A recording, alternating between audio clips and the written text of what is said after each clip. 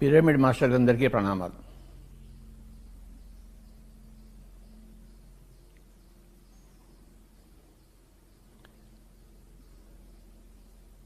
ఈరోజు మళ్ళీ మనం కొన్ని విషయాలు తెలుసుకుందాం. తెలిసినవే మళ్ళీ మళ్ళీ తెలుసుకుంటూ ఉంటాం. ఆ తెలిసినవే తెలుసుకుంటున్న కొద్దీ కొన్ని తెలియనివి కూడా మనకు తెలుస్తూ ఉంటాయి. చదివిందే మళ్ళీ చదువుతూ ఉంటాం, అప్పుడు అంతకుముందు అర్థం కానిదే మళ్ళీ అర్థం అవుతుంటుంది. విన్నదే మళ్ళీ మళ్ళీ వింటూ ఉంటాం, అప్పుడు మళ్ళీ మనకి కొన్ని కొత్త విషయాలు స్ఫురిస్తూ ఉంటాయి. ప్రతిరోజు అంటే ప్రతిసారి 2 రోజులకు ఒకసారి మనం చక్కగా కొన్ని విషయాలు తెలుసుకుంటున్నాం.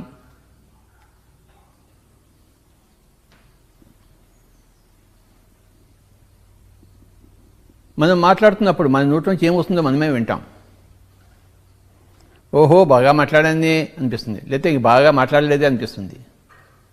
మనం మాట్లాడడం మూలాన మనకి గురించి మనకి బాగా తెలుస్తుంది. వినడం మూలాన అందరి గురించి మనకి బాగా తెలుస్తుంది. మనం మాట్లాడకపోతే మన గురించి మనకి బాగా తెలియదు, వినకపోతే అందరి గురించి మనకి బాగా తెలియదు. పుస్తకాలు చదవకపోతే మనకి మహాత్ముల సందేశాలు మనకి తెలియవు.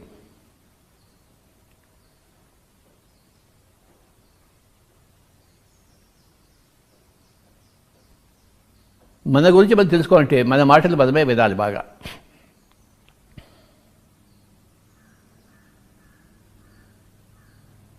మనం మాట్లాడుతున్న కొద్దీ మన మాటలు ఇంకా తీయగా, ఇంకా శాస్త్రబద్ధంగా, ఇంకా సమయం సందర్భోచితంగా ఉంటాయి. ఆ నాణ్యత వస్తుంది మనం మాట్లాడుతుంటే.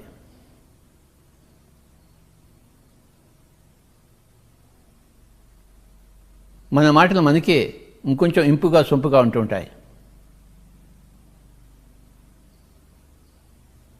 బాగా వింటూ ఉంటే మనకి అందరూ అర్థమవుతుంటారు. మన చుట్టుపక్కల వాళ్ళని అర్థం చేసుకుంటే మనం బాగా వినాలి, చెవులు రెక్కించుకుని వినాలి. అలాగే మరి ప్రపంచంలోని మహాత్ముల పరమాత్మల అందరి యొక్క సందేశాలు తెలుసుకోవాలంటే పుస్తకాలన్నీ బాగా చదవాలి. ఈరోజు ఈ బుక్ స్పేస్లో ఉన్నాం, ఇక్కడ పిరమిడ్ వ్యాలీ బెంగళూరులో. ఎంత బాగుందో చక్కగా ఈ బుక్ స్పేస్.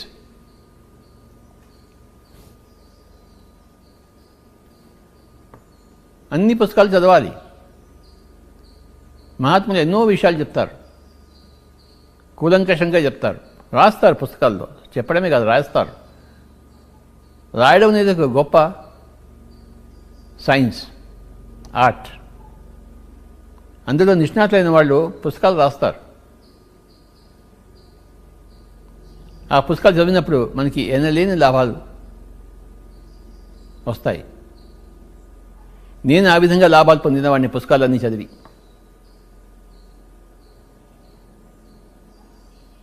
ఎప్పటికీ నేను పుస్తకాలు చదువుతూనే ఉంటాను. మహాత్ముల పరమాత్ముల విశిష్టాత్మల పుస్తకాలు చదువుతూనే ఉంటాను.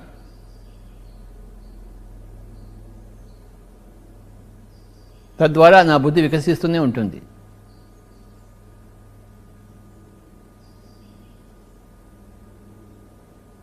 నాకు తెలిసింది, నాకు అర్థమైంది, నేను మాటల ద్వారా చెప్తూనే ఉంటాను.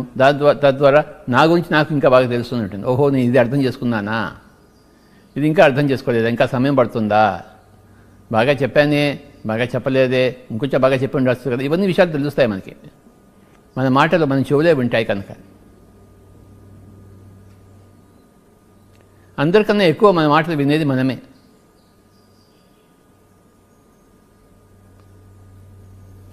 మన గురించి మనకి చెప్పేది మన మాటలే.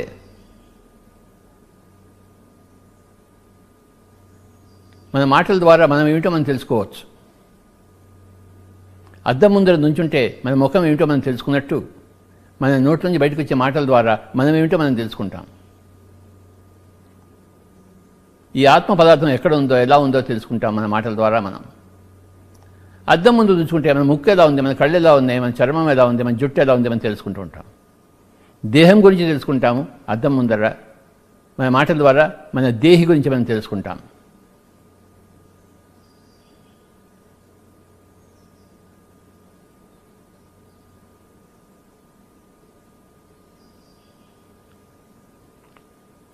అద్దం ముందు నుంచోకుండా మన దేహం గురించి మనకు తెలియదు కదా. మన మాటలను మనం వినకుండా మన గురించి మనకు తెలియదు కదా.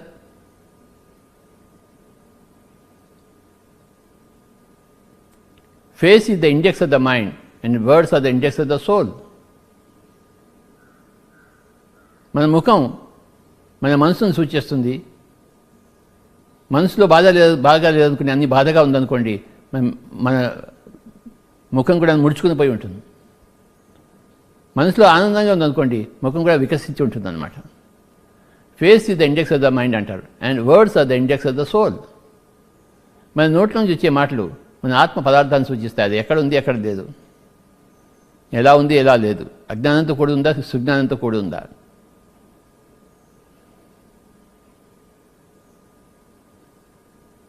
మనసు సంతోషంగానూ అథవా దుఃఖంతోనూ కూడి ఉంటుంది.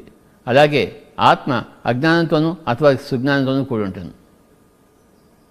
ఇది కాకపోతే అది, అది కాకపోతే ఇది. అజ్ఞానం కాకపోతే సుజ్ఞానం, సుజ్ఞానం కాకపోతే అజ్ఞానం. అది అజ్ఞానమో సుజ్ఞానమో మనకి ఎలా తెలుస్తుందంటే మన మాటల ద్వారా మనకు తెలుస్తుంది.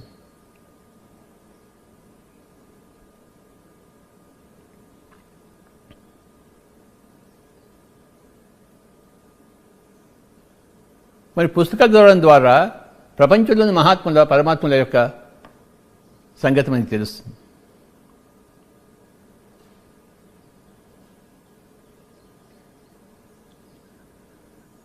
మహాత్ములంతా కూడా ఎంతో చక్కగా రాస్తున్నారు పుస్తకాలు.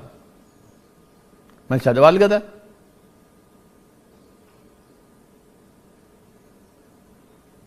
ఆ పుస్తకాలు చదివితేనే మన బుద్ధి వికసిస్తుంది. మొగ్గ పువ్వు అయినట్టు బుద్ధి వికసిస్తుంది. లేకపోతే మొగ్గగానే ఉంటుంది, పువ్వుగా కాదు. మన బుర్ర, మన బుద్ధి, మన మెదడు, మన మస్తిష్కం స్వాధ్యాయం కన్నా ముందు మొగ్గగా ఉంటుంది. స్వాధ్యాయం తర్వాత అది పుష్పంగా తయారవుతుంది. మొగ్గ పుష్పంగా తయారవుతుంది, వికసిస్తుంది అన్నమాట. రేకులన్నీ విచ్చుకుంటాయి. మొగ్గగా ఉన్నప్పుడు రేకులన్నీ ముడుచుకుని ఉంటాయి. ఆ పువ్వులోని అందం కనబడుతుంది మనకి. ఎప్పుడైతే విచ్చుకుని ఉంటాయో పువ్వులోని అందం అంతా కనబడుతుంది మనకి.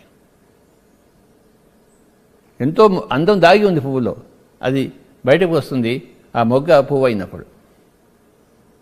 అలాగే ఆత్మ యొక్క అందం వికసిస్తుంది ఎప్పుడైతే బుద్ధి వికసిస్తుందో స్వాధ్యాయం ద్వారా. అనేక పుస్తకాలు చదవాలి my dear friends. Pyramid spiritual society moment అనేది ఈ పుస్తకాలు చదవడం అనేదానికి ఎంతో ప్రాముఖ్యత ఇస్తుంది. స్వాధ్యాయ యోగం అనేదానికి ఎంతో ప్రాముఖ్యత ఇస్తుంది. అలాగే అందరి మాటలు వినడం కోసం ఎంతో ప్రాముఖ్యత ఇస్తుంది. అందరి మాటలు వినడాన్ని ఏమంటారు? సజ్జన సాంగత్యం అంటాం. అందరూ వింటూనే ఉండాలి. పొద్దున్నే లేచి నేను విన్నాను కలకత్తా మాస్టర్స్.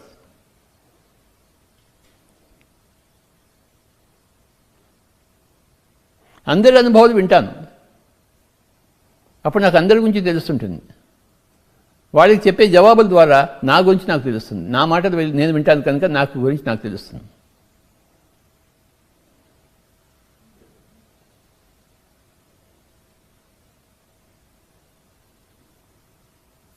స్వాధ్యాయం ఎంత చేస్తామో అంత మన బుద్ధి వికసిస్తూ ఉంటుంది. బుద్ధి వికసించాలి. మొగ్గ పువ్వు అవ్వాలి. మొగ్గలానే ఉండకూడదు కదా. పువ్వు తన అందాలన్నీ సృష్టిలో విస్తరింపజేయాలి. తన సువాసనల్ని గుబాళింపజేయాలి. అంటే మొగ్గ వికసించాలి, పువ్వు కావాలి. స్వాధ్యాయ యోగం ద్వారా మన బుద్ధి అనే మొగ్గ ఒక వికసిత పుష్పంలా తయారవుతుంది.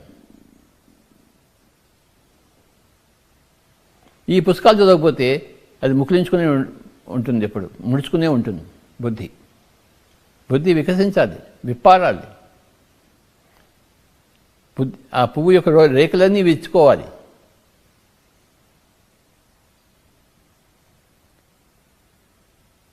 స్వాధ్యాయం చేయకముందు ప్రతి ఆత్మ కూడా మొగ్గలా ఉంటుంది. స్వాధ్యాయం చేసిన తర్వాత ప్రతి ఆత్మ కూడాను ఒక పువ్వులా తయారవుతుంది.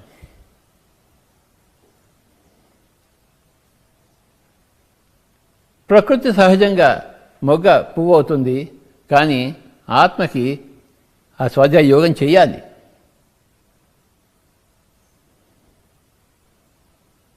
బాగా మాట్లాడాలి, తన గురించి తాను తెలుసుకోవాలి, అందరిది వినాలి, జాగ్రత్తగా వినాలి.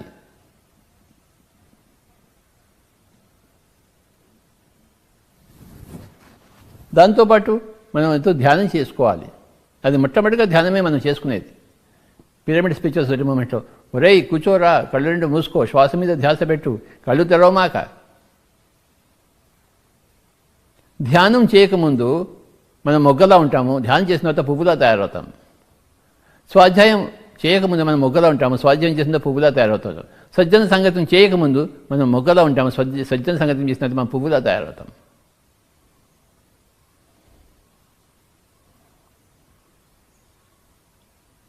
ఈ మూడు చేస్తే కానీ ఈ ఆత్మ అనే మొగ్గ ఆత్మ అనే పువ్వుగా, పరమాత్మ అనే పువ్వుగా తయారు కాదు, మహాత్మ అనే పువ్వుగా తయారు కాదు.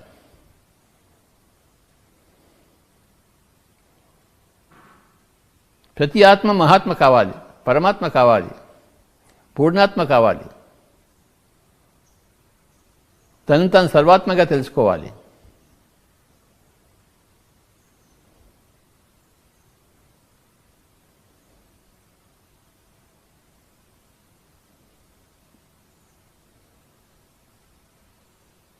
ధ్యానం చేయకముందు, స్వాధ్యాయం చేయకముందు, సజ్జన సంగతం చేయకముందు ఆత్మ మొగ్గలా ఉంటుంది. అనేక జన్మల్లో ఎంతో ధ్యాన సాధన చేస్తూ, ఎంతో స్వాధ్యాయం చేస్తూ, ఎంతో సజ్జన సంగతం చేస్తుంటే చివరికి ఆత్మ పువ్వులా తయారవుతుంది. ఇక మళ్ళీ తిరిగి రావక్కర్లేదు జన్మలోకి.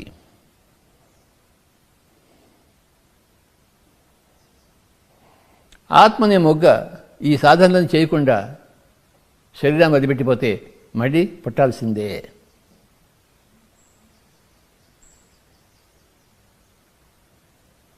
పునరపి జననం పునరపి మరణం.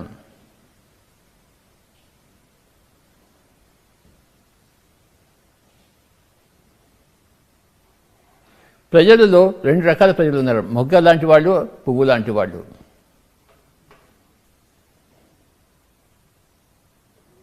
మొగ్గు లాంటి వాళ్ళు అంటే ఏంటి? ఇంకా ధ్యానం చేయని వాళ్ళు, ఇంకా స్వాధ్యాయం చేయని వాళ్ళు, ఇంకా సజ్జన సంగతిలో రాని వాళ్ళు మొగ్గలా ఉన్నారు. వాళ్ళు కూడా ధ్యానం చేస్తే, వాళ్ళు కూడా స్వాధ్యాయం చేస్తే, వాళ్ళు కూడా సజ్జన సంగతి చేస్తే భవిష్యత్తులో తప్పకుండా పువ్వులుగా తయారవుతారు.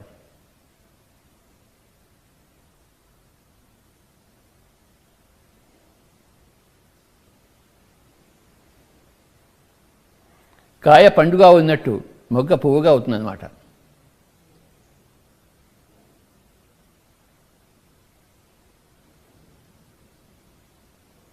కాయ పండు అయినప్పుడు తీయగా ఉంటుంది, మొగ్గ పుష్పం అయినప్పుడు అందంగా ఉంటుంది. ఒక పుష్పము, ఒక ఫలము ప్రపంచానికి అర్పితమవుతుంది. ఒక పూర్ణాత్మ ప్రపంచానికి అర్పితమవుతుంది. ఒక మహాత్మ, ఒక సర్వాత్మ, ఒక పరమాత్మ ప్రపంచానికి అంకితం అవుతుంది. అంటే పువ్వులా తయారైనది ఒక పండులా తయారైనది.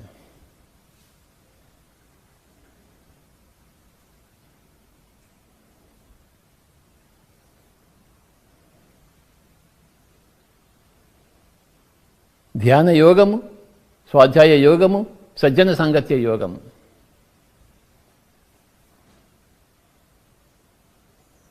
తర్వాత మాటలు చెప్పడం అని అది బోధనా యోగం.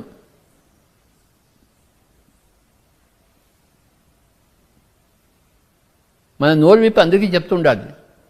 మనం ఎంత బోధిస్తే అంత బోధనా యోగంలో ఉన్నట్టు, అంతగా మన గురించి మనం తెలుసుకుంటాం.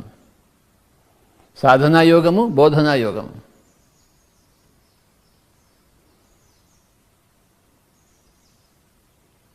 యోగివి కా నాయన అంటే అనేక యోగాలు ఉన్నాయి. సాధనా యోగము, ధ్యాన సాధన యోగము, స్వాధ్యాయ సాధనా యోగము, సజ్జన సంగత్య సాధనా యోగము, బోధనా యోగము.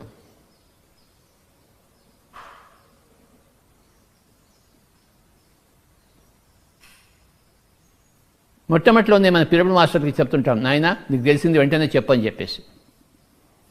నువ్వు సాధన చేస్తున్నావు, దాంతోపాటు నువ్వు బోధన కూడా చెయ్యి. సాధన యోగంలోతో పాటు బోధనా యోగంలో కూడా ఉండు నాయన.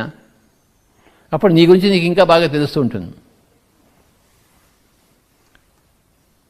నాకు ఇంకా ఏమీ తెలియదు స్వామి, ముందే నేను వచ్చాను కదా అండి అంటారన్నమాట. అవును, మొన్న వచ్చావు, 2 రోజులు అయిపోయింది, ఇప్పుడు మొదలుపెట్టు. నీకు తెలిసి నువ్వు కొంత తెలుసుకున్నావు కదా, ఆ తెలుసుకుని మాట్లాడు. నీ మాటల వల్ల నీ గురించి నీకు ఎక్కువ తెలుస్తుంది. గమ్మున కూర్చోమాక, ఓపెన్ యువర్ మౌత్, నోరు తెరువు. నువ్వు 2 రోజులు అయింది నువ్వు ధ్యానంలోకి వచ్చి, అంటే మిగతా వాళ్ళు ధ్యానంలోకి రాలేదు. నువ్వు వాళ్ళకన్నా గొప్పవాడివే కదా, 2 రోజులు గొప్పవాడివి. ఈ 2 రోజులు కాస్త తెలుసుకున్నావు, ఒక లేశ మాత్రమైనా తెలుసుకున్నావు, అది అందరికీ చెప్పు.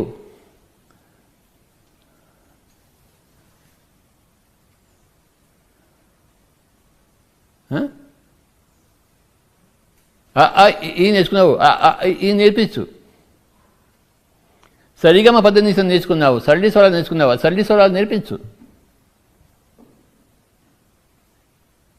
నువ్వు ఇవాళ సంగీతంలోకి వచ్చావు, సరళి స్వరాలు నేర్చుకుంటున్నావు, పక్కవాడు ఇంకా సంగీతంలోకి రాలేదు, మరి వాడికి నేర్పించవచ్చు కదా.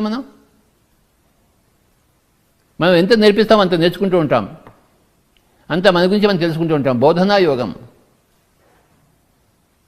సాధనా యోగము, స్వాధ్యాయ యోగము, సజ్జన సంగతి యోగము, బోధనా యోగం. నోరిప్పే యోగం అన్నమాట. బోధనా యోగం అంటే నోరిప్పే యోగం.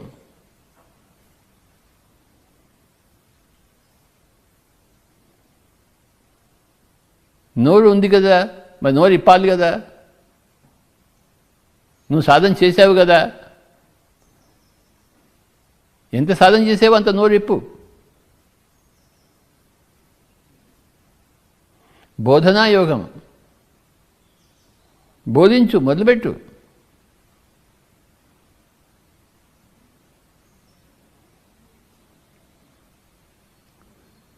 పిరమిడ్ స్పిరిచువల్ సొసైటీ మూమెంట్లో బోధనా యోగం ఎంతో ఉన్నతమైన విషయం. నోరిప్పు నాయనా, నువ్వు నీకు ఆనాపానసతి తెలుసు కదా, అందరికీ ఆనాపానసతి చెప్పు. దానివల్ల నీ తలకాయ నొప్పి పోయింది కదా, ఆ విషయం చెప్పు అందరికీ. దానివల్ల నీ కడుపు నొప్పి పోయింది కదా, ఆ విషయం చెప్పు చాలు. ఎంతోమంది కడుపు నొప్పితో బాధపడుతున్న వాళ్ళు, తలకాయ నొప్పితో బాధపడుతున్న వాళ్ళందరికీ ఈ విషయం తెలుస్తుంది కదా. కళ్ళు 2 మూసుకుని శ్వాస మీద ధ్యాస పెడితే నా తలకాయ నొప్పి పోయిందని మీకు తెలుసుకున్నారు, అది చెప్పండి మీరు. నా కడుపు నొప్పి పోయిందని తెలుసుకుని చెప్పండి మీరు. లేకపోతే నా కోపం పోయింది ధ్యాన సాధన వల్ల అని చెప్పండి మీరు. అందరికీ కోపం ఉంటుంది, అందరికీ కోపం పోవాలనే ఉంటుంది, కానీ మీ దగ్గర నుంచి సూచన దొరికితే వాళ్ళు దాన్ని పాటిస్తారు. మీరు నోరు మూసుకుని కూర్చుంటే లాభం లేదు. బోధనా యోగంలో ఉండాలి. మొట్టమొదటి రోజు నుంచే సాధన మొదలుపెట్టిన మొట్టమొదటి రోజు నుంచే మన బోధన కూడా మొదలుపెట్టాలి. అది పిరమిడ్ సిద్ధాంతము.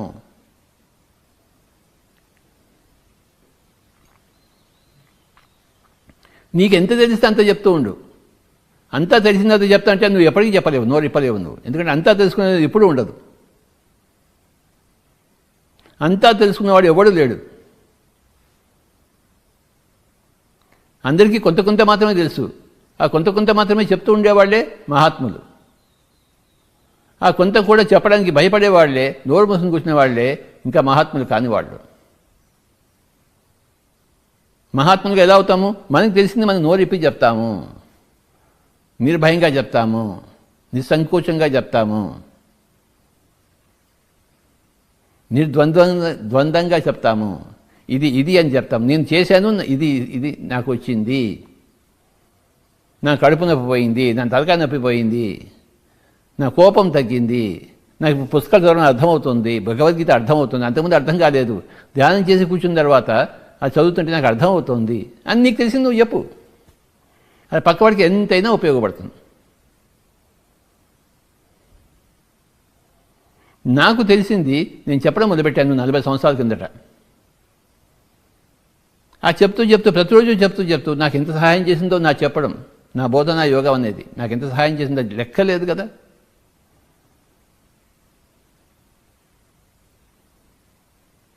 పిరమిడ్ మాస్టర్లు అందరూ సాధనా యోగులు, మరి బోధనా యోగులు. సాధనా యోగంలో ఉన్నవారు, దాంతోపాటు బోధనా యోగంలో కూడా ఉంటున్నవారు. సాధన ఎప్పటికీ తీరదు, బోధన ఎప్పటికీ తీరదు.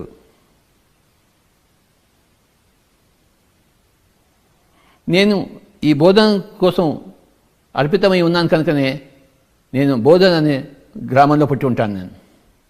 నేను పుట్టిన ఊరి పేరు బోధన్. అది ఎలా కుదిరిందో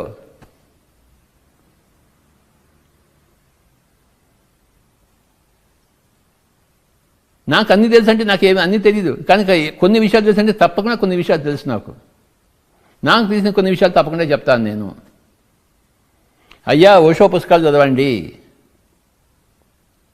మీ జీవితం బాగుపడుతుంది. అయ్యా, పతంజలి గురించి చదవండి, అష్టాంగ యోగం గురించి చదవండి, బుద్ధుడి గురించి చదవండి, ఆయన జీవితం తెలుసుకోండి, మీరు బాగుపడతారు. నాకు తెలుసు, ఈ విషయాలు నాకు తెలుసు. నాకు తెలిసింది నేను చెప్తాను. నేను నిస్సంకోచంగా, నిర్భయంగా, హాయిగా చెప్తాను. అలా చెప్తూనే వస్తున్నాను 40 సంవత్సరాల నుంచి. నాకు తెలిసినది, నాకు తెలిసింది పక్క వాళ్ళకి కూడా తెలియాలి కదా. నేను ఓషో పుస్తకాలు చదివాను, ఎంత బాగున్నాయో అని ఆ విషయం పక్క వాళ్ళకి కూడా తెలియాలి కదా. వాళ్ళు కూడా ఓషో పుస్తకాలు చదవాలి కదా. పిచ్చి పిచ్చి పుస్తకాలని చదువుతున్నారు, ఓషో పుస్తకాలు ఎందుకు చదవరు?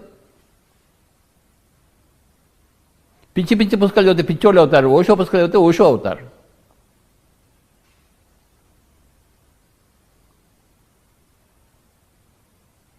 మనం పిచ్చివాళ్ళు కావాలా లేకపోతే ఓషోలా కావాలా? ఓషో పుస్తకాలు చదివితే ఓషోలాగా అవుతాం. పిచ్చోళ్ళ పుస్తకాలు చదివితే పిచ్చోళ్ళుగా తయారవుతాం.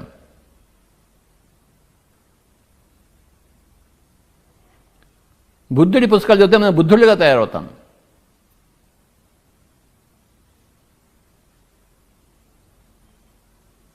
పిరమిడ్ మాస్టర్ అనుభవాలు వింటే పిరమిడ్ మాస్టర్గా తయారవుతాం మనం.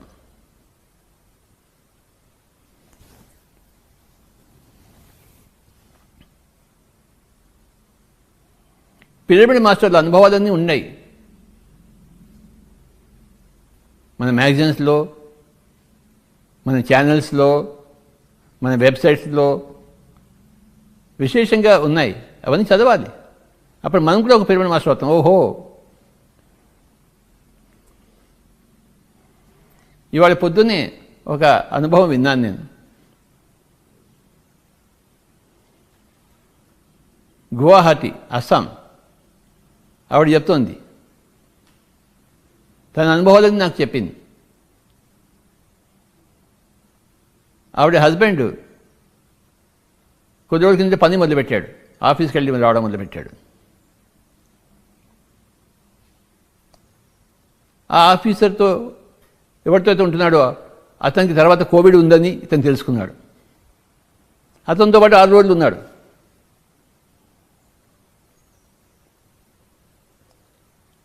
ఈవిడికి ఒక రోజు మెడిటేషన్లో కూర్చుంటే, నా మొగుడికి ఏదో అయిపోతుంది, కోవిడ్ ఉన్న వాళ్ళతో కలిసి ఉన్నాడని మెడిటేషన్లో తెలిసింది వాడికి. అయినా మెడిటేషన్లో అనుకుంది, నా మొగుడికి ఏమీ కాదు, నా మొగుడికి అడ్డుగా నా ధ్యానం ఉంది, నా మొగుడికి ఏది రాదు అని ఆ ధ్యానంలోనే మళ్ళీ అనిపించింది ఆవిడకి. ఇదంతా నీ వాళ్ళ పొద్దున్నే విన్నాను.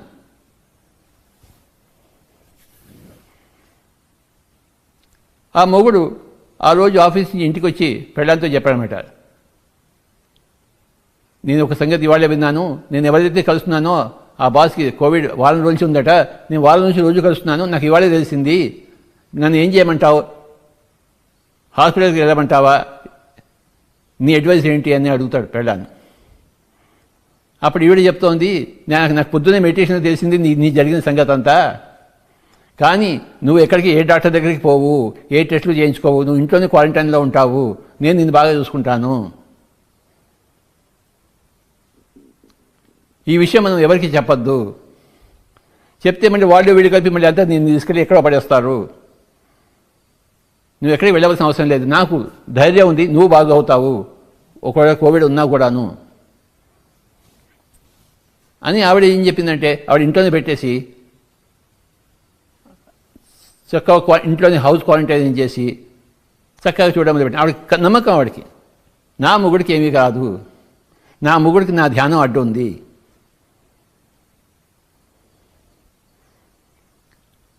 ఇంతలో ఏమైందంటే ఆ కోవిడ్ వాళ్ళందరూ కూడా వచ్చి వీళ్ళ బాస్ని కనుక్కొని, నువ్వు ఎవరెవరితో ఉన్నావు గత 10 రోజుల్లో, వాళ్ళందరి మీద ఎంక్వైరీ పెట్టారు వాళ్ళు. అంటే వాళ్ళందరినీ క్వారంటైన్లో ఉంచడం కోసం వాళ్ళందరినీ ఎంక్వైరీ చేసుకుని ఈ అబ్బాయిని మటుకు ఎంక్వైరీ చేయలేవాళ్ళు. ఇతను కూడా 6 రోజులు అతనితో కలిసి ఉన్నాడు, కానీ ఈ అబ్బాయి మీద ఎంక్వైరీ రాలేదు. ఒకవేళ ఎంక్వైరీ వచ్చుంటే ఈ అబ్బాయిని వాళ్ళు తీసుకెళ్లేవాడు, బయటికి క్వారంటైన్కి తీసుకెళ్ళి ఉండేవాడు.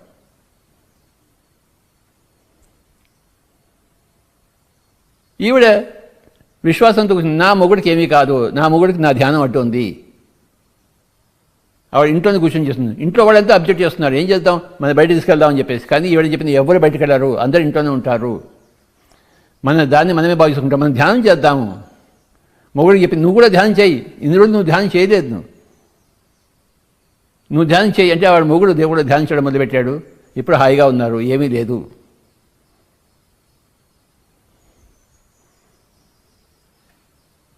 నేను ఇవాళ పొద్దున్నే ఈ కథ అంతా విన్నాను, అస్సాం నుంచి ఆవిడ చెప్పింది నాకు. ఇంకా ఎన్నో విషయాలు చెప్పింది. ఇలాంటి కథలు నేను రోజు వింటున్నాను, అనేక చోట్ల నుంచి వింటూనే ఉన్నాను. పిరమిడ్ మాస్టర్ యొక్క గొప్పతనం వింటూనే ఉన్నాను.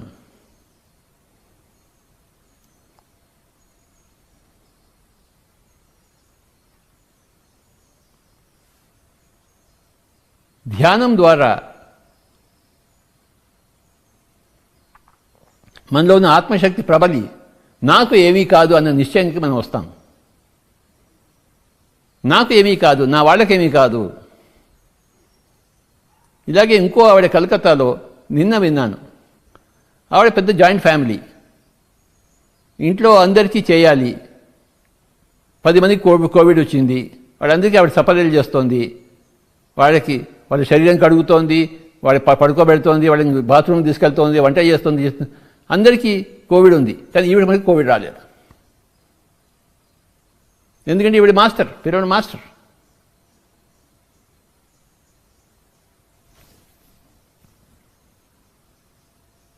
ఆవిడ అందరికీ సపర్యలు చేసింది, అందరూ బాగున్నారు. ఇప్పుడు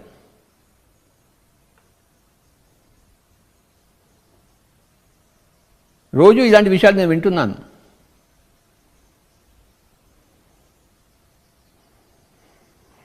ధ్యానం ద్వారా మనకి అపరిమితమైన ఆత్మశక్తి వస్తుంది. స్వాధ్యాయం ద్వారా ఆత్మజ్ఞానం తెలుస్తుంది. సజ్జన సంగత్యం ద్వారా అందరూ ఏం చేస్తున్నారో మనకు తెలుస్తుంది. నేను రోజు పొద్దున్న వింటున్నా కనుక వాళ్ళు ఏం చేస్తున్నారో నాకు తెలిసింది, అందుకే మీకు చెప్పగలుగుతుంది. నేను ఎలా చెప్తాను? అస్సాంలో జరిగేది, కలకట్టాలో జరిగేది నేను ఎలా చెప్తాను? నేను విన్నాను పొద్దున్నే. అందరూ ఏం చేస్తున్నారో తెలుస్తుంది మనకి సజ్జన సంగత్యం వలన. మహాత్ములు ఏం చెప్పారో తెలుస్తుంది స్వాధ్యాయం వలన. మన దగ్గర ఎంత ఆత్మవిశ్వాసం ఉందో ఎంత లేదో మనకి తెలుస్తుంది మన ధ్యానం వల్ల.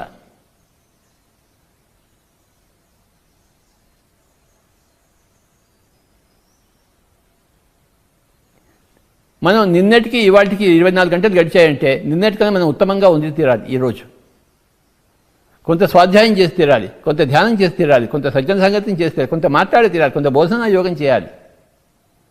ఒక 10 మందిని పిలిచి ధ్యానం చెప్పాలి. మనం నీకు తెలిసింది నువ్వు చెప్పాలి. బోధనా యోగం.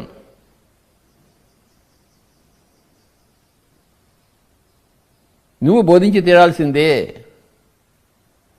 నీకే తెలిస్తే అది.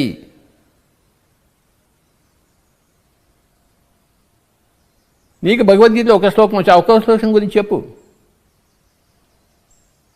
సర్వధర్మాన్ పరిత్యజ్య మాం ఏకం శరణం వ్రజ అహం త్వా సర్వపాపేభ్యో మోక్షయిష్యామి మా శుచ అని ఒక శ్లోకం ఉంది. నీకు అది చదివావు, నీకు కాస్త అర్థమైంది. అది అర్థమైందో ఏదో నీకు చెప్పు అందరికీ. నేను నిన్న భగవద్గీత చదివాను, అందులో ఒక శ్లోకం చదివాను. సర్వధర్మాన్ పరిత్యజ్య, అన్ని ధర్మాలు వదిలిపెట్టేసి ఒక ధ్యాన ధర్మాన్ని అవలంబించు, నువ్వు ధ్యానవిక అని చెప్పడం జరిగింది. అది నేను నీకు చెప్తున్నాను ఆ శ్లోకం గురించి అని చెప్పు. నువ్వు బోధన స్టార్ట్ చేయి. మూతి ఉన్న ప్రతివాడు బోధన చేయాల్సిందే. శ్వాస ఉన్న ప్రతివాడు శ్వాస మీద ధ్యాస పెట్టాల్సిందే. బుర్ర ఉన్న ప్రతివాడు బుర్ర ఉపయోగించి పనులు చేసుకోవాల్సిందే.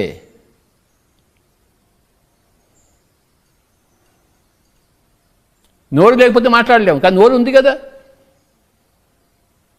నోరు ఉన్నప్పుడు నోరు విప్పి ఎందుకు మాట్లాడడం? తెలిసింది ఎందుకు మాట్లాడడం? గమ్ముని ఎందుకు కూర్చుంటాం? తెలిసినా తెలియనట్టు ఎందుకు కూర్చుంటాం? నోరు విప్పి చెప్పాలి, కళ్ళు విప్పి చూడాలి, నోరు విప్పి మాట్లాడాలి. చెవులు ఉన్నాయి, చక్కగా విందాం, అందరిది విందాం.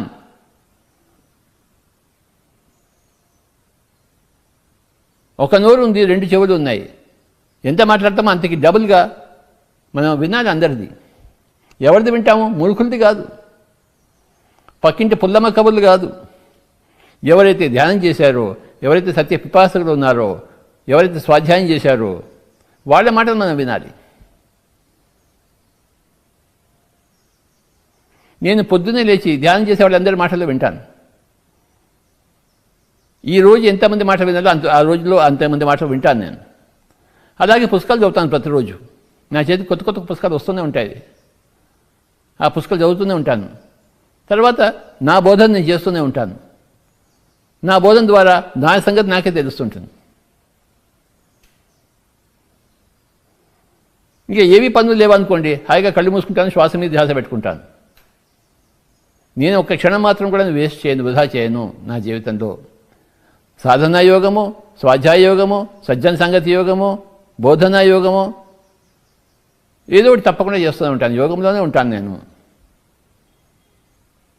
ఏదో ఒక యోగంలో ఎప్పుడు ఉంటూ ఉండవయా, నువ్వు యోగివి కాదు నాయనా అని చెప్పాడు అన్నమాట భగవద్గీతలో.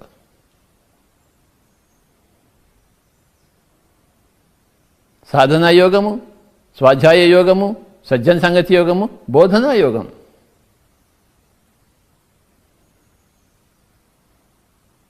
ఎప్పుడు యోగ స్థితిలోనే ఉండాలి. యోగి అనేవాడు ఎప్పుడు యోగ స్థితిలోనే ఉంటాడు. మనం ఎంత యోగంలో ఉంటామో అంత యోగ్యులుగా తయారవుతాం. యోగ సాధన అయితే యోగ్యుడిగా ఎలా అవుతాం? మనం అయోగ్యులుగా ఉంటాం, పనికిరాని వాళ్ళగా ఉంటాం, పనికొచ్చే వాళ్ళగా ఉంటాం. యోగ్యుడు అంటే పనికొచ్చేవాడు, అయోగ్యుడు అంటే పనికిరానివాడు, చెత్త వెధవా. వాడు యోగ సాధన లేదు, ఏమీ లేదు, సాధనే లేదు, ధ్యాన సాధన లేదు, స్వాధ్యాయ సాధన లేదు, వాడు చెత్త వెధవా, వాడు పనికిరానివాడు, అయోగ్యుడు. అలా కాదబ్బా, ఈ అబ్బాయి యోగ్యుడబ్బా, పనికొచ్చేవాడు. ఎలా యోగ్యుడయ్యాడు? యోగ సాధన చేసి యోగ్యుడవుతాడు.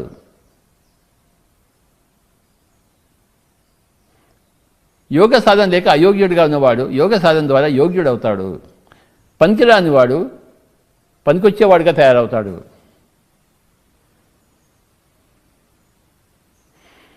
సాధన చేయకముందు, యోగి కాకముందు అందరూ అయోగ్యులే, పనికిరాని వాళ్ళే, చెత్త మాట్లాడేవాళ్ళే, చెత్త ఆలోచించేవాళ్ళే, చెత్త చేసేవాళ్లే.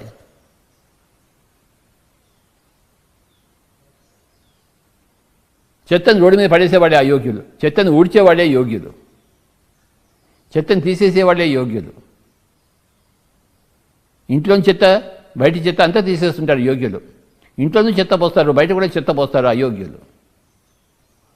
ప్రపంచం అంతా చెత్త చేశారు అయోగ్యులందరూ కలిసి. యోగులందరూ కలిసి ప్రపంచంలోనంతా చెత్త తీసేస్తున్నారు. పిరమిడ్ మాస్టర్లు అందరూ యోగ్యులు. అమితమైన యోగ సాధన చేసి, ధ్యాన సాధన, స్వాధ్యాయ సాధన, సత్యం సంగతి సాధన, బోధనా సాధన, అన్ని సాధన చేసి ఎంతో యోగ్యులైన వాళ్ళే పిరమిడ్ మాస్టర్లు. పనికొచ్చేవాళ్ళు, ప్రపంచానికి లాభం చేసేవాళ్ళు, లోక కళ్యాణకారకులు, లోక కంటకకారకులు కాదు.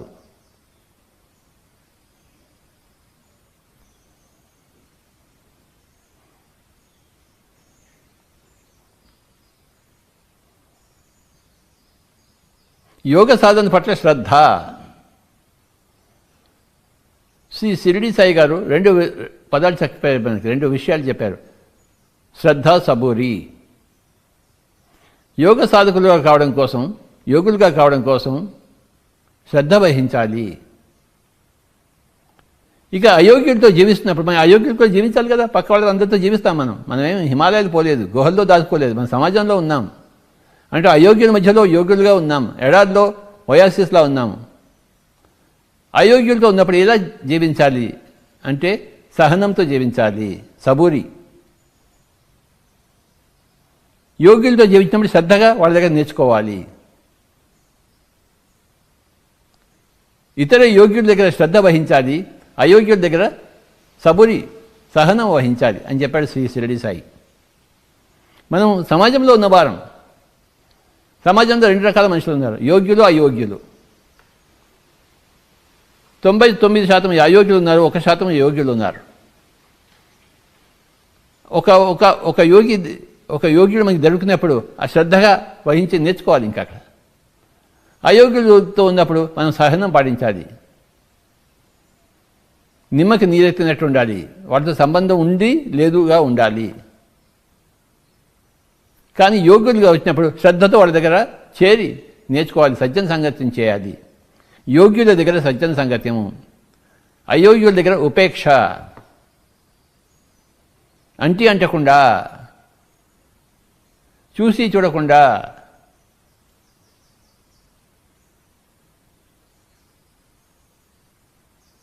సోషల్ డిస్టెన్సింగ్ మెయింటైన్ చేస్తూ ఉండాలి అయోగ్యుల దగ్గర.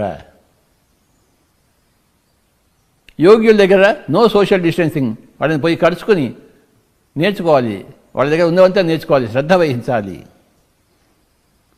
యోగ్యుల దగ్గర శ్రద్ధ, అయోగ్యుల దగ్గర సబూరి సహనము.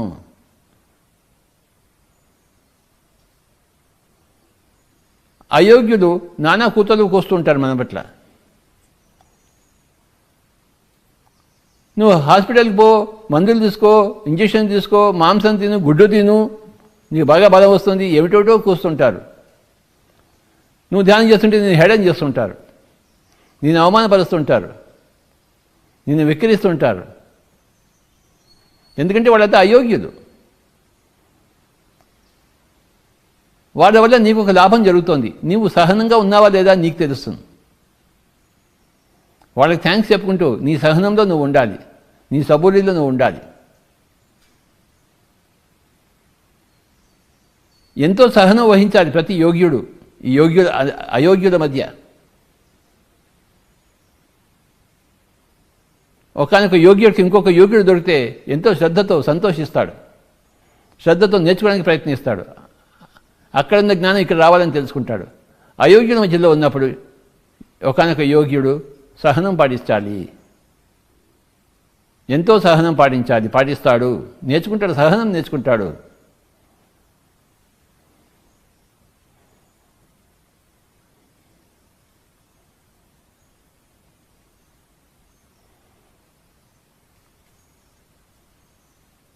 ఒకసారి వివేకానందుడు అమెరికా వెళ్తున్నాడు షిప్లో. వివేకానందుడు బాగా గట్టిగా బలంగా ఉంటాడు, కాషాయ వస్త్రం వేసుకుని వెళ్తున్నాడు. ఆ పక్కన స్టీమర్లో ఉన్నవాడు ఒకడు ఈ కాషాయ వస్త్రం వేసుకున్న వివేకానంద చూసి ఇంగ్లీష్లో, ఎంత దరిద్ర పేదవాళ్ళు ఇండియన్స్, ఎందుకు పనికిరాని వాళ్ళు అని తిడుతున్నాడు వాడు.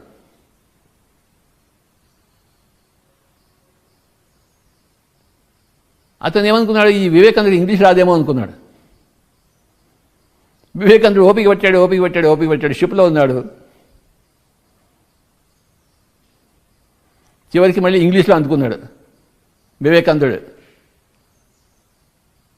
నువ్వు ఏమనుకుంటున్నావు ఇండియా గురించి, సన్యాసి గురించి ఏమనుకుంటున్నావు అని చెప్పేసి ఆ అమెరికన్ని చేతి సముద్రంలో పడేయడానికి రెడీగా ఉన్నాడు. అంత బలవంతుడు వివేకానందుడు.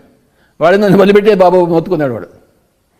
ఇంకెప్పుడు ఇండియా గురించి అలా మాట్లాడను, నీకేం తెలిసిన ఇండియా గురించి మాట్లాడుతున్నావు, సన్యాసం గురించి ఏం మాట్లాడుతున్నావు నువ్వు, వేదాంతం గురించి నువ్వు ఏం మాట్లాడుతున్నావు, నువ్వు పనికాని చెత్తవదాలు అనుకుంటున్నావు, అడుగుతునే వాళ్ళు అనుకుంటున్నావా నువ్వు అని వివేకానందుడు ఇంగ్లీష్లో మొదలుపెట్టాడు. వాడు కుక్కిన పెన్లో ఉన్నాడు ఆ షిప్లో అంతా. సహనం పాటించాడు వివేకానందుడు, విని విని విని విని వాడు మరీ ఎక్కువైపోయేసరికి ఇగో ఈ విధంగా తన బోధన మొదలుపెట్టాడు, నోరిప్పాడు వివేకానందుడు. ఇది గొప్ప కథ వివేకానందుడి గురించి. ఆయన సహించలేకపోయాడు, ఇండియాని తిడుతుంటే, భారతదేశాన్ని తిడుతుంటే ఆ అమెరికన్ ఈయన సహించలేకపోయాడు. ఎంతగానో సహిస్తాడు ఈయన. ఓపిక ఉన్నంతవరకు సహించాడు. ఆ తర్వాత ఓపిక నశించింది. వాడిని ఫిజికల్గా లేపి ఇగో నీ సముద్రం పడేస్తాను జాగ్రత్తగా అన్నాడు. వివేకానందుడు అద్భుతమైన ఇంగ్లీష్లో మాట్లాడతాడు.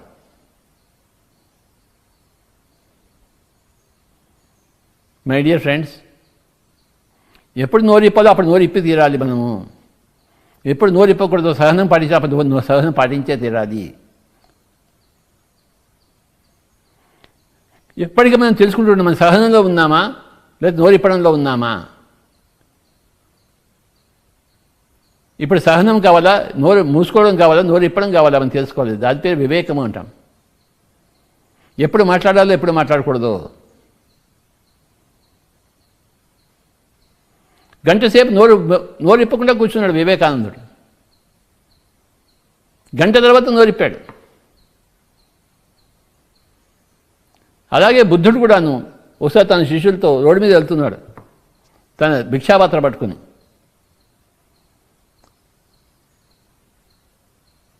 ఒక అతను వచ్చాడు, నువ్వు ఇంత హట్టాకట్టాగా ఉన్నావు, నీకెందుకురా భిక్షాపాత్ర, పోయి ఏదైనా పని చేసుకో అన్నాడు.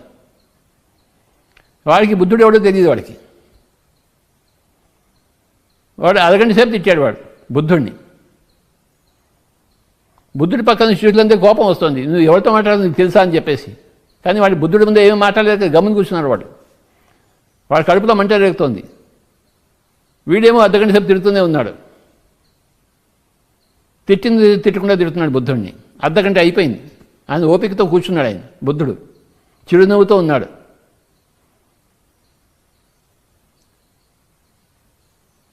అర్ధగంట అయిపోయిన తర్వాత సరే పావలా ఇయ్యి అన్నాడు. ఏదా నీకు సిగ్గు లేదు, నీకు దిక్కుమల్ల వెధవి, నువ్వు సరే పావలా తీసుకొని వాడు పావలా చేతిలో పెట్టాడు.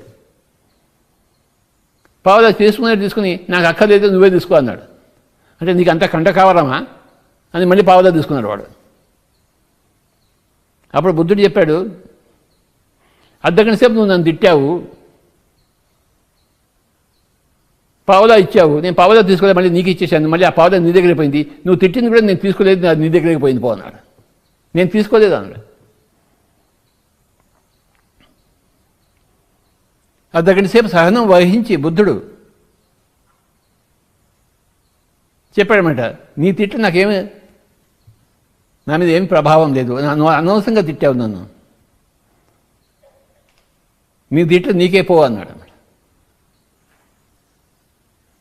అర్ధగంట సేపు సహనం వహించిన తర్వాత ఆ బుద్ధుడిని చూసి బుద్ధుడి శిష్యులంతా నేర్చుకున్నారు ఎప్పుడు సహనం ఎంత ఉండాలో. బుద్ధుడి దగ్గర చేరిన వాళ్ళు బుద్ధుడి దగ్గర ఎందుకు నేర్చుకోరు? వాళ్ళు అన్నీ వదిలిపెట్టేసి బుద్ధుడి దగ్గర చేరారు, నేర్చుకోవడం కోసమే వచ్చారు. వాళ్ళు అన్నీ నేర్చుకుంటారు, బుద్ధుడి దగ్గర చూసి అన్నీ నేర్చుకుంటారు. వాళ్ళు బుద్ధుడి దగ్గర చేరిన వాళ్ళంతా బుద్ధుడిగా తయారవుతారు, వివేకానందుడి దగ్గర చేరిన వాళ్ళంతా వివేకానందుడిగా తయారవుతారు, పిల్లడు మాస్టర్ దగ్గర చేరిన వాళ్ళంతా పిల్లడు మాస్టర్గా తయారవుతారు, దొంగల దగ్గర చేరిన వాళ్ళు దొంగలు అవుతారు. వీరప్పన్ దగ్గర చేరిన వాళ్ళంతా దొంగలు కారా? పండితుల దగ్గర చేరిన వాళ్ళు పండితులు అవుతారు, ఆత్మజ్ఞానం దగ్గర చేరిన వాళ్ళు ఆత్మజ్ఞానులు అవుతారు, పిల్లడు మాస్టర్ దగ్గర చేరిన వాళ్ళు పిల్లడు మాస్టర్లు అవుతారు.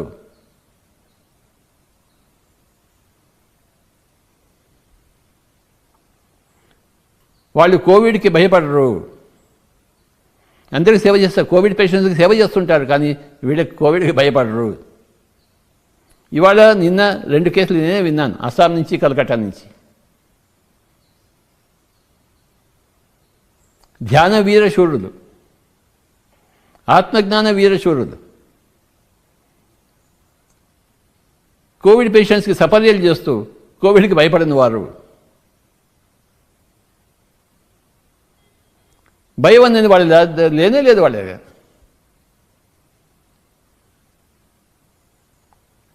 నా దగ్గరికి ఎలా వస్తుంది అంటారు, ఇంపాసిబుల్ రావడం.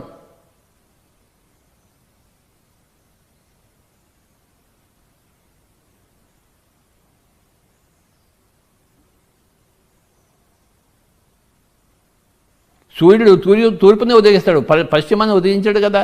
అలాగే భయం ఉన్న వాళ్ళ దగ్గరికి కోవిడ్ వస్తుంది, భయం లేని వాళ్ళ దగ్గర కోవిడ్ ఎలా వస్తుంది?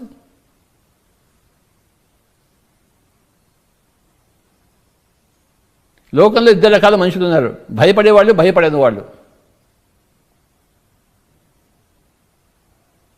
భయపడే వాళ్ళంతా అజ్ఞానులు, భయపడని వాళ్ళంతా సుజ్ఞానులు. నీ దగ్గర ఏ దేని పట్ల భయం ఉన్నా కూడాను నీకు ఇంకా అజ్ఞానం ఉన్నట్టే లెక్క. నీ భయం నీకు తెలుస్తుంది కదా, నీ ఆకలి నీకు తెలిసినట్టు నీ భయం నీకు తెలుస్తుంది కదా. నీ ఆకలి ఎవడి ఆకలి వాడికే తెలుస్తుంది, పక్కవాడికి తెలుస్తుంది ఏంటి, ఎవడి భయం వాడికే తెలుస్తుంది. నీకు భయం ఉంటే నువ్వు ఇంకా అజ్ఞానం ఉన్నట్టు లెక్క.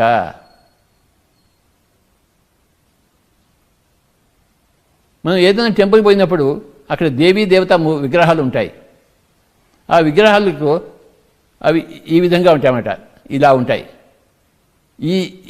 ఈ ముద్ర పేరు అభయ ముద్ర, ఈ ముద్ర పేరు వరదా ముద్ర. నువ్వు అభయంలో ఉండు, భయం లేకుండా ఉండు, అప్పుడు నీకు కావాల్సిన వరాలన్నీ నీకు వస్తాయని చెప్తుంది. ఆ దేవీ దేవతా ముద్రలన్నీ ఇలా ఉంటాయి. ఈ రెండు ముద్రల గురించి మనం తెలుసుకోవాలి. అభయ ముద్ర, వరదా ముద్ర. ఇలా అంటే ఇది నేను నిన్ను రక్షిస్తానని కాదు, నువ్వు అభయంలో ఉండని చెప్తుంది అది. మనం ఈ ముద్రని తప్పుగా అర్థం చేసుకుంటున్నాం. వాడు ఉండడం వల్ల నా భయం పోతుంది అనుకుంటాం. కాదు, వాడు ఏం బోధిస్తుందంటే నువ్వు అభయంలో ఉండు, నువ్వు అభయంలో ఉంటే ఇది నీ వచ్చేవన్నీ వస్తాయి. వరదా ముద్ర. మొత్తం ఆధ్యాత్మికతంతా ఈ రెండు ముద్రలో కూడి ఉంది, అభయ ముద్ర, వరదా ముద్ర.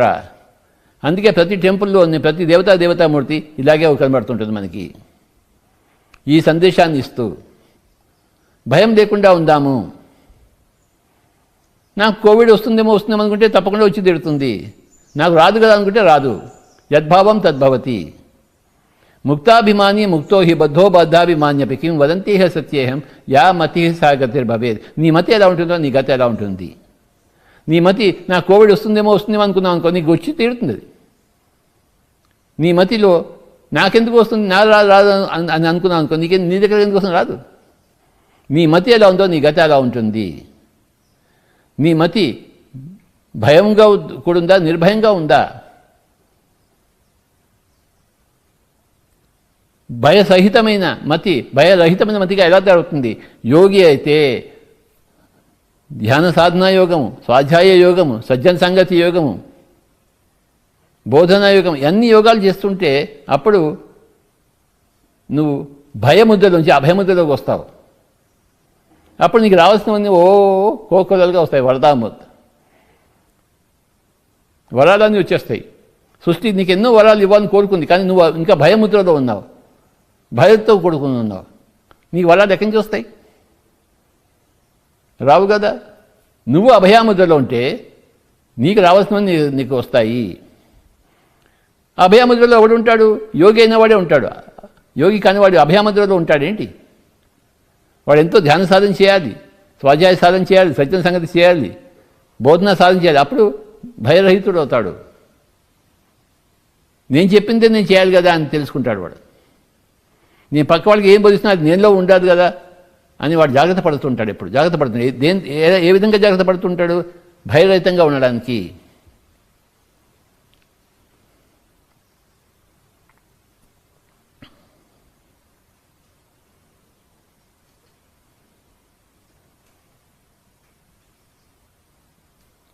హిందీ సినిమాలో ఒక డైలాగ్ ఉంది, జో డర్ గయా సో మర్ గయా అని చెప్పేసి. ఎవడైతే భయపడ్డాడో వాడు చచ్చిపోయినట్టే లెక్క. నీ చావు ఎవరి వల్ల వచ్చింది? నీ భయం వల్లనే వచ్చింది. భయం లేని వాడు ఎందుకు చేస్తాడు? చావడు. నీ భయమే నేను చంపుతోంది.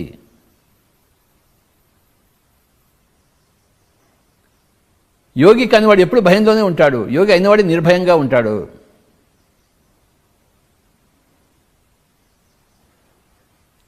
ఒకసారి ఏమైందంటే, ఒక బ్రిటిష్ వాడు 150 సంవత్సరాల కింద జరిగింది ఇది, ఉత్తరప్రదేశ్లో జరిగింది ఇది. ఒక బ్రిటిష్ జనరల్, మిలిటరీ వాడు ఇండియన్స్ చూసి హేళన చేస్తున్నాడు, యోగం అంట అని చెప్పేసి. అప్పుడు వాడి దగ్గర ఒకడు ఏం చెప్పాడు, స్వామి ఇక్కడే ఒకడు యోగి ఉన్నాడు అన్నాడు. యోగి వాడిని పట్టుకురండి నా దగ్గరికి అన్నాడు. ఒకరిని పట్టుకొచ్చారు. ఏం రాధవా నువ్వు యోగివా అన్నాడు ఆ బ్రిటిష్ జనరల్. అవును స్వామి నేను యోగిని అన్నాడు జనరల్ చేతిలో నమస్కారం పెట్టేసి. అప్పుడు బ్రిటిష్ ఆఫీసర్ ఏం చేశాడంటే, వాడు కత్తి తీసుకున్నాడు, వాడు ఎడమ భుజాన్ని కోసేశాడు. వెంటనే కోసేశాడు. ఆ భుజం కింద పడిపోయింది. వీడు ఏం చేశాడంటే ఈ కుడి భుజంతో ఆ భుజాన్ని తీసుకుని అంటించుకుని మళ్ళీ నమస్కారం చేసి నేను యోగిని స్వామి అని వెళ్ళిపోయాడు. ఇది జరిగిన కథ ఇది.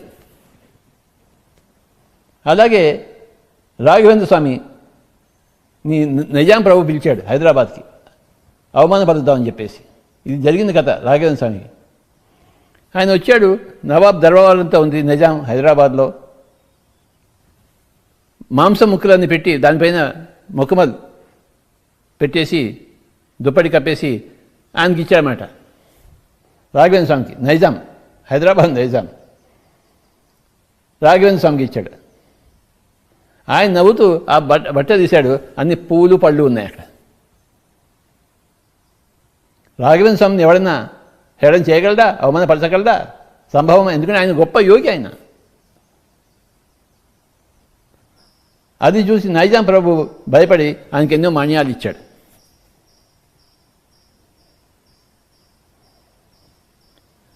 మై డియర్ ఫ్రెండ్స్,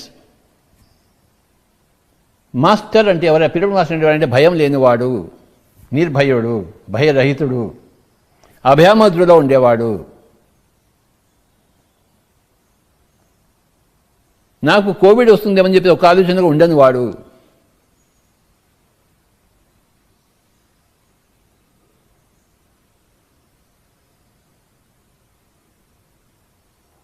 మనమంతా భయరహితంగా ఉందాం, దాన్ని అభ్యాసం చేద్దాం. ఎలా అభ్యాసం చేస్తాము? ధ్యాన సాధన వల్ల, స్వాధ్యాయ సాధన వల్ల, సత్యం సంగత్య సాధన వల్ల, బోధనా సాధన వల్ల, అనేక రకాల సాధనలు చేపట్టి మనం యోగ్యులుగా తయారవుతాము.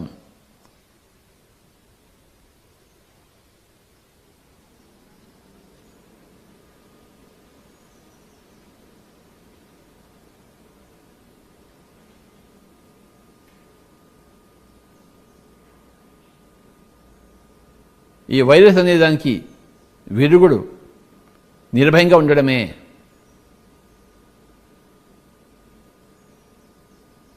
యోగి కావడమే.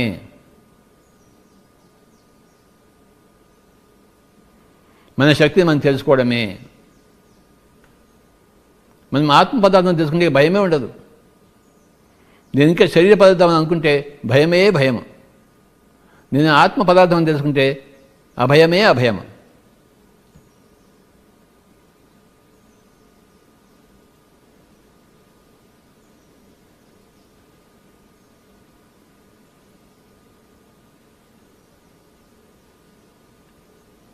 యోగులు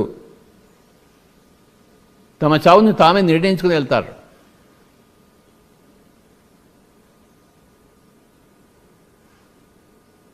అనేక వందల సంవత్సరాలు జీవించిన తర్వాత మా గురువు గారు సదానంద యోగి గారు ఒకరోజు పిలిచి, నేను ఇంక పోతున్నానయ్యా అన్నాడు. తన చావును తాను నిర్ణయించుకున్నాడు.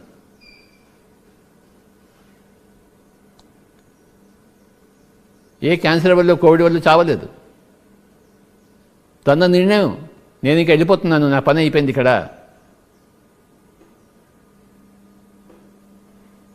ఈ పిరమిడ్ వ్యాలీకి వచ్చాను 2 రోజుల కిందట. నేను కొద్ది రోజుల కోసం వచ్చాను ఇక్కడికి. కొద్ది రోజులు అయిపోయిందో వెళ్ళిపోతాను ఇక్కడి నుంచి. ఇక్కడే ఉంటాను ఏంటి? ఎన్నో లోకాలు ఉన్నాయి నాకు. ఇప్పుడు ఒకానొక లోకానికి వచ్చాను, పిరమిడ్ వ్యాలీ అనే లోకానికి వచ్చాను. ఇంకా కొన్ని రోజుల తర్వాత నాకు వేరే పని ఉన్నప్పుడు వేరే లోకానికి వెళ్ళిపోతాను. ఇక్కడి నుంచి నిష్క్రమిస్తాను. నాకు ఇక్కడ పని ఉన్నప్పుడు నేను ఇక్కడ ఉంటాను, నా పని లేనప్పుడు ఇక్కడి నుంచి వెళ్ళిపోతాను. అలాగే మన శరీరంలో కూడాను, మన భూమండలంలో కూడాను, భూలోకంలో కూడాను మన పని ఉన్న రోజు ఉంటాము. మన పని తీరిపోయినప్పుడు మనం వేరే లోకాలకు పోవాల్సిన పని వచ్చినప్పుడు వేరే లోకాలకు పోతాము. పని మనకి ఎప్పుడు ఉంటుంది. ఏ లోకం పోయినా మనకి పని ఉంటుంది. ఏ లోకానికి పోయినా మనకి ఆ లోకానికి తగ్గ శరీరం ఉంటుంది, ఆ లోకానికి తగ్గ పని ఉంటుంది. భూలోకంలో ఇప్పుడు మనం కొన్ని రోజులు ఉన్నాము. భూలోకంలో మన పని అయిపోయిన తర్వాత వేరే లోకానికి పని పడ్డప్పుడు ఆ లోకానికి మనం వెళ్తాము ఆ పనులు చేయడం కోసము. పని లేకుండా ఏ ఆత్మ ఎప్పుడు ఉండదు. ఏదో ఒక లోకంలో పనులు లేకుండా ఏ ఆత్మ ఎప్పుడూ ఉండదు. ఆత్మశాస్త్రం తెలుసుకున్నవాడు, ఆత్మజ్ఞానం అయినవాడికి వాడి పేరే మహాత్ముడు, వాడి పేరే పరమాత్ముడు.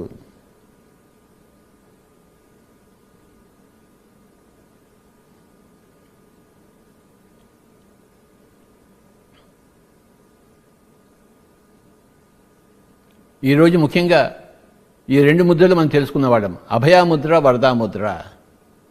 అభయాముద్రలో ఉంటే వరదాముద్రలో మనం ఉంటాము. మన మతి ఎలా ఉంటుందో మన గతి ఎలా ఉంటుంది. యా మతికి సా గతిర్భవేత్. మన మతిని సరి చేసుకుందాము.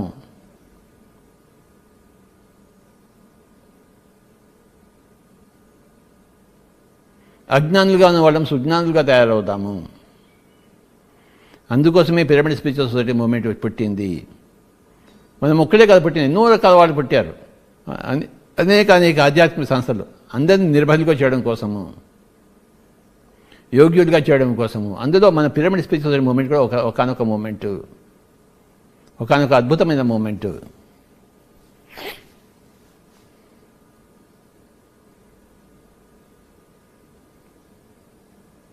అందరి అనుభవాలు విందాము, సంపూర్ణంగా విందాము, చెవులను ఉపయోగించుకుని రెక్కించుకుని విందాము. మనకు తెలిసింది అందరికీ చెప్దాము, నోరు ఇప్పి చెప్దాము.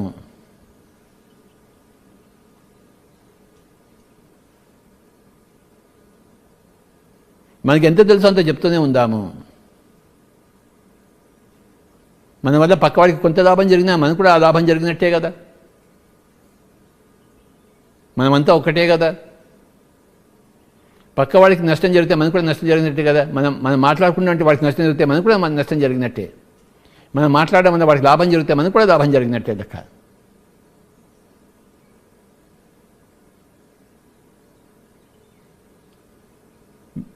చక్కగా పనులన్నీ చేసుకుందాం. పనులన్నీ లేనప్పుడు కళ్ళు రెండు మూసుకుందాం, శ్వాస మీద ధ్యాస పెడదాం. ప్రతి క్షణాన్ని ఉపయోగించుకుందాం. ఏదో ఒక సాధనలో ఎప్పుడు నిమగ్నమై ఉందాం. ఇప్పుడు కాసేపు మనం ధ్యాన సాధన చేద్దాం మై డియర్ ఫ్రెండ్స్. ఉచ్ఛ్వాస నిశ్వాసాలతో కూడా ఉందాం. ఇవాళ చెప్పినవి అందరికీ తెలిసినవే మళ్ళీ మళ్ళీ తెలుసుకుంటూ ఉండాలి. చదివిన పుస్తకాలే మళ్ళీ మళ్ళీ చదువుతూ ఉండాలి. చదివిన భగవద్గీత మళ్ళీ మళ్ళీ చదువుతూ ఉండాలి. మనకు తెలిసినవే మళ్ళీ మళ్ళీ చెప్తూనే ఉండాలి. మనం ఇంకొక రోజులో ఉన్నామంటే ఇంకొక రోజు మళ్ళీ ఇవన్నీ చేయాల్సిందే. రేపు కూడా మన శరీరం ఉంటే రేపు కూడా స్వాధ్యాయం చేయాల్సిందే, రేపు కూడా ధ్యాన సాధన చేయాల్సిందే, రేపు కూడా సజ్జన సంగతిని చేయాల్సిందే, రేపు కూడా బోధన సాధనలో ఉండవలసిందే. శరీరం ఉంది అంటే ఇంకా సాధన చేయవలసిన పనులు ఉన్నాయన్నమాట, సాధించవలసినవి ఉన్నమాట.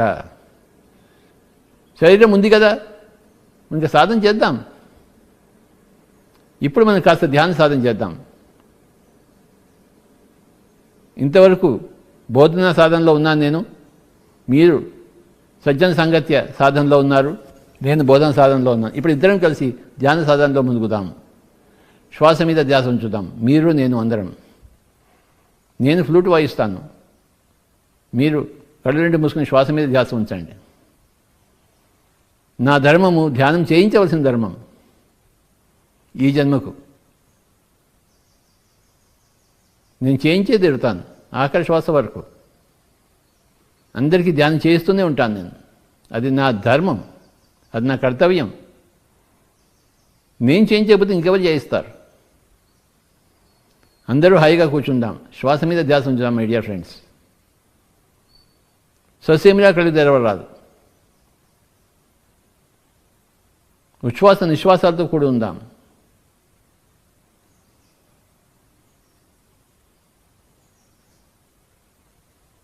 అభయాముద్రలో ఉందాం, యోగ్యులుగా జీవిద్దాం. నిరంతర సాధనలో మనం మన జీవితాన్ని ధన్యం చేసుకుందాం.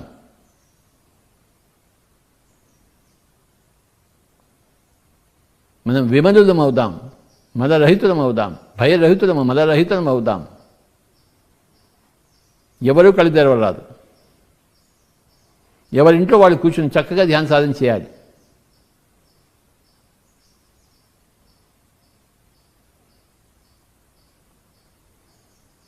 ఏ మంత్రము లేదు, తంత్రము లేదు, యంత్రము లేదు ధ్యాన సాధనలో. ఉన్నది మన శ్వాస. ఉంచాలి మన దాని మీద ధ్యాస. Be with your breath, be with your normal, natural, easy, soft, simple, tender, peaceful, tranquil breath my dear friends.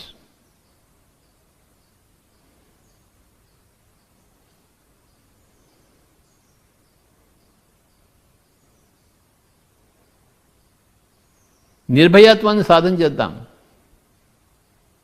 నిర్భీతిని సాధన చేద్దాం.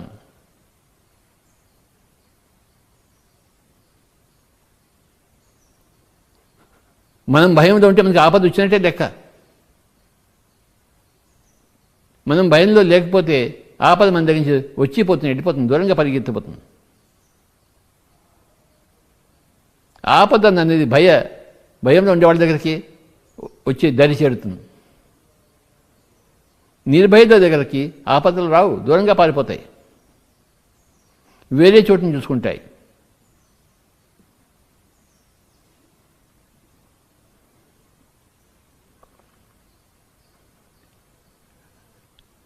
ఎవరూ కళ్ళు తెరవరాదు. శ్వాస మీద ధ్యాస.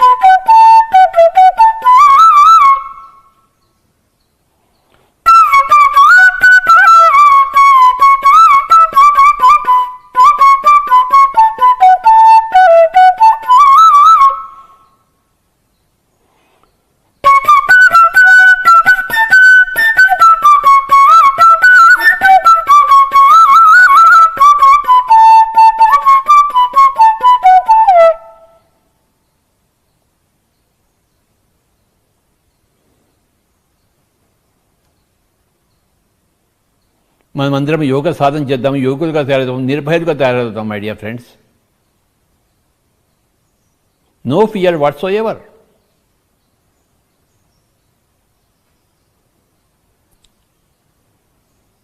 Nothing can make us fearful. We are all fear-free people, masters.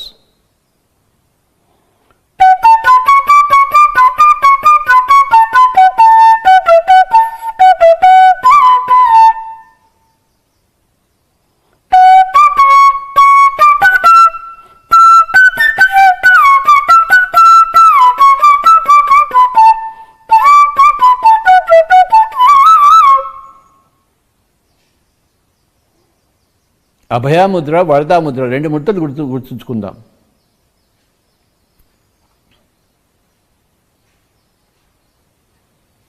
మన మతి అభయముద్రలో ఉంటే మన గతి వరదాముద్రలో ఉంటుంది. మై డియర్ ఫ్రెండ్స్,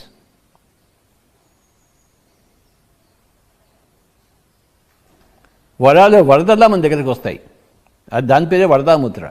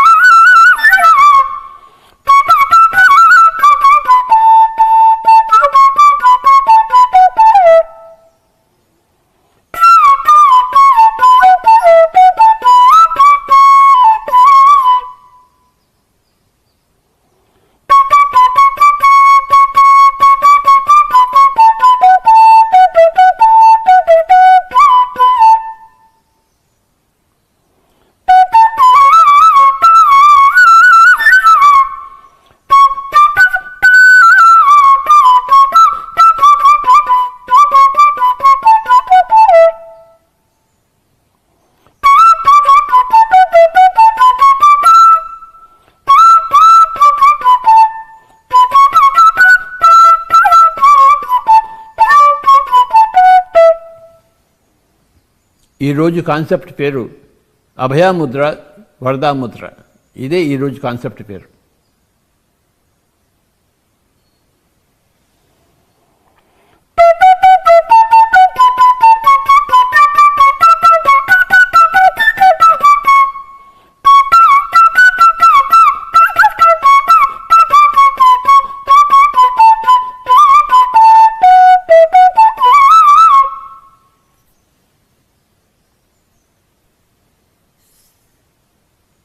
ఈ రెండు ముద్రలే నిజంగా తెలుసుకోవాల్సిన ముద్రలు.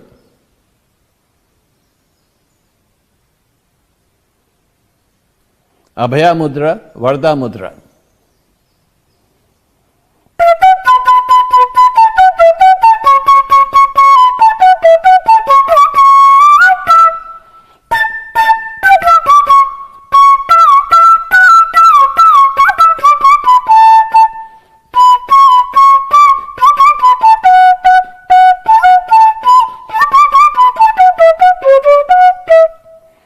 ఆఖరి ఒక నిమిషం.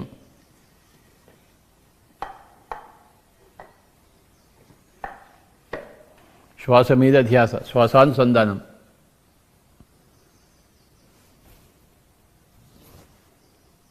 Thirty seconds. గుర్తుంచుకుందాం రెండు ముద్రలు, అభయాముద్ర, వరదాముద్ర.